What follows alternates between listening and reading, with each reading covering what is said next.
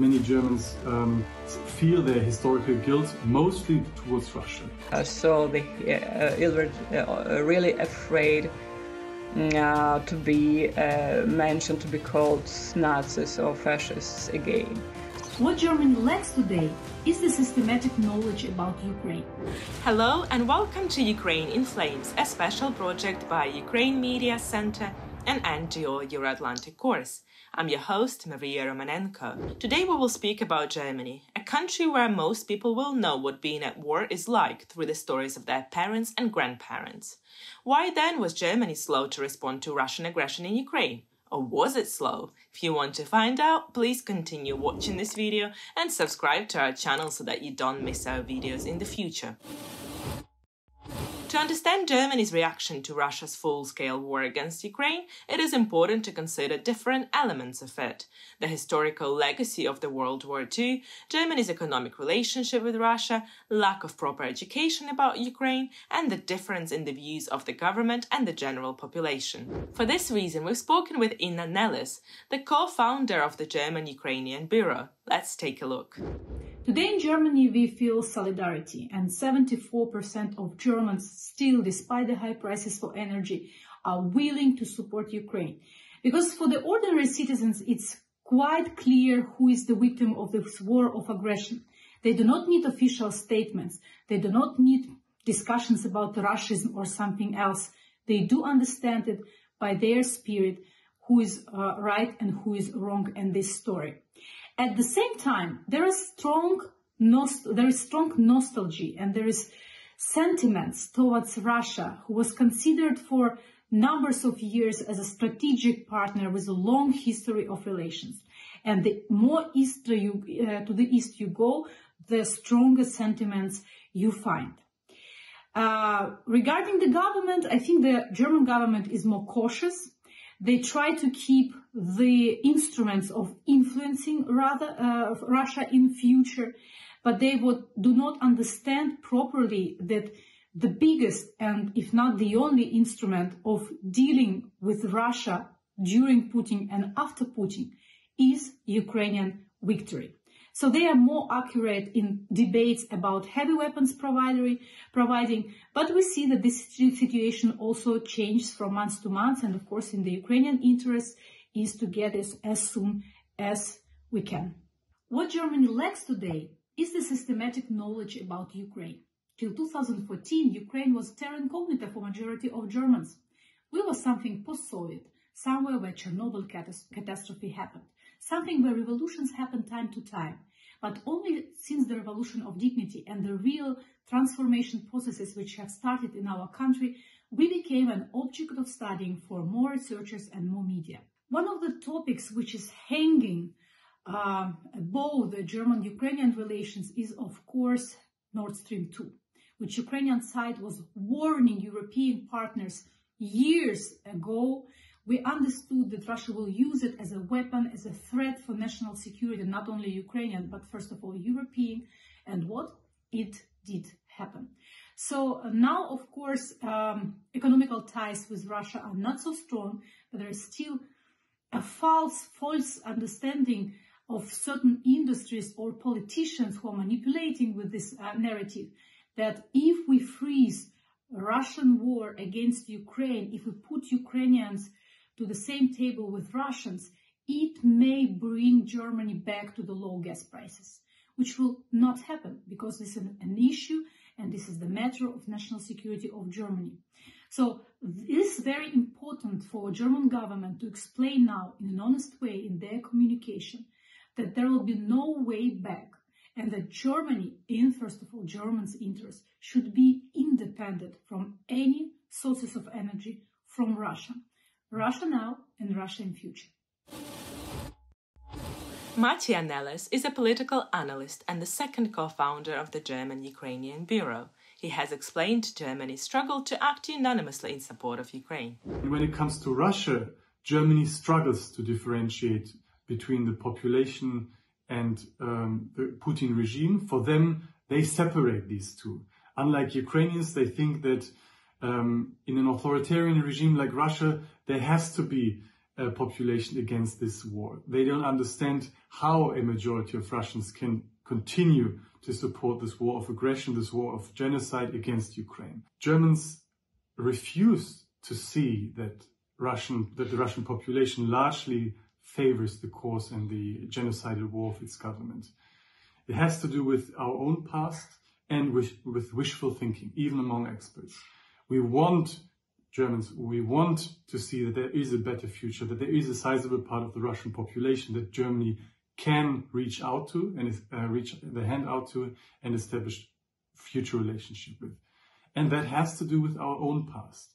It has to do with the past that Germany fails to adequately reflect. Germany was the main aggressor in the Second World War, and the Soviet Union one of the main victims. And unfortunately, many Germans fail to see that the Soviet Union is not Russia. And in the past, Russia successfully equated the Soviet Union with itself. That means that many Germans feel their historical guilt mostly towards Russia. They are unaware of the fact that the in-between countries, the bloodlands, as Timothy Snyder said, suffered the most. They don't see the suffering of the Ukrainians who were occupied for the most part of the Second World War. They don't know about the terror regime of the Nazis that reigned in Kyiv, in Ukraine. They don't know about the Holocaust of bullets in Ukraine against the Ukrainian and Belarusian Jews and so on. And this gap on the mental map of the Germans was successfully filled by the Russians in the past and now has to be filled and countered by Ukrainians to make the Germans aware that Ukraine, Belarus and others were the main victims of the Second World War and they deserve the same attention as other victims of the war.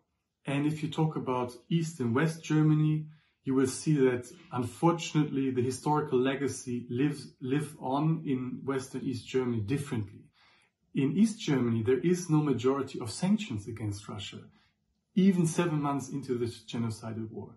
And this has to do, unfortunately, with the historical legacy of the Cold War. And that means a lot of work remains for Ukraine and others to make the case, and us Germans in particular, to make the case why the sanctions and the punitive actions against Russia are important. But one critical aspect of why this is the case are economics. Russia was able to buy off a sizable part of our economic energy elite. So functionaries, people working in the energy field, making a compelling argument that the German business model depends on cheap Russian gas. And a lot of Germans, not just from Eastern Germany, they bought this narrative. They believed that cheap Russian gas is the only way for the German economy to thrive. So we have a lot of homework to do and understand how Russia was able to buy off German, but also many other European elites to get them to act in their favor and spread their narrative. And finally, Kateryna Kobchenko, historian and research associate at the University of Münster in Germany and at the Taras Shevchenko National University of Kyiv, Ukraine, has talked about the historical guilt that Germans feel today towards Russia. A lot of experts quoted thought that Ukraine had no enough military forces and that Russia was strong to conquer Ukraine very quickly. So it's one problem. Less on lack of knowledge about Ukraine. So mostly Russia was also associated, understood as a former Soviet Union. And Ukraine was some kind of white point or white flag for very many people in the European continent, not only in Germany. Only some of them who visited Ukraine or had friends had more information about it. And just now, during the war, lots of people first knew where the Ukraine is, where it's situated on the map or on the globe. I would say it's from one side a general common problem for the Europeans and not only. From the other side, of course, there are typical and very German problems and attitude to Ukraine and, first of all, to Russia, of course. It was also the very deep pro-Russia orientated Eastern European studies in Germany. I would say a lot of experts, I would have already said, they were mostly specialists in Russia, the new Russian language, and Ukraine was an object of interest of not so big part of them, of course, of some historians, for example, political sciences and scientists and so on. So this lack of knowledge, lack of interest just led to a bit not complete information, not correct information about Ukraine, about the interest in it. And this was created by Russian culture itself. Dostoevsky, Tolstoy, they were believed in Germany as writers, I would say, by people who was interested in the culture. So, but the main, maybe central answer on the question, is the German history itself. And the history of the 20th century, of course, and the history of the Second World War and their National Socialism. So German and the guilt of Germans for the beginning of the Second World War, for the destroying of many countries, killing lots of peoples, and Russia, Soviet Union, as already said, yeah, it would understand as Russia actually, mostly. Was interpreted as one of the main victims. So the point that German had to do something in a military way against Russia or support the enemies of Russia military, it was it's very complicated for German to accept it. So they were really afraid to be mentioned, to be called Nazis or fascists again. So it's a really German complex towards Russia. But I would say all the described process problems and phenomena, they are already past, because during the actual war and the Ukrainian fighting and Ukrainian resistance, the situation became clear for a lot of people and more realistic interpreted. If we speak about military support, of course, and weapons, it was, of course, a problem for Germany to accept the fact that they have to support Ukraine more actively.